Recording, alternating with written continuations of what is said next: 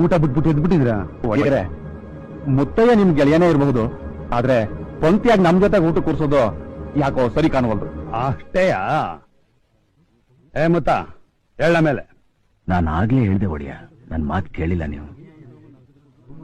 ಎಲ್ಲ ಕುಂತ್ಕೊಳ್ಳಿ ಕುಂತ್ಕೊಳ್ಳಿ.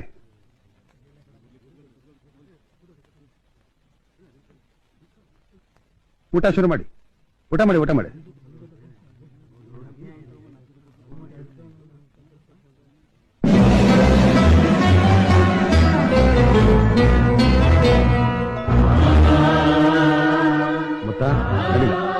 ಒಡವ್ರೆ ಊಟ ಮಾಡ್ತಾ ಹೊಟ್ಬಿಟ್ರಲ್ಲ. ನೀವೆಲ್ಲ ಊರಿನ ದೊಡ್ಡ ಮನುಷ್ಯರು, ನಿಮಗೆ ಪಂಕ್ತಿ ಜಾತಿ ಎಲ್ಲ ದೊಡ್ಡದಾದ್ರೆ ನನಗೆ ನನ್ನ ಕುಚಿಕ್ಕೂ ಪ್ರೀತಿ ದೊಡ್ಡದು. ಬಲ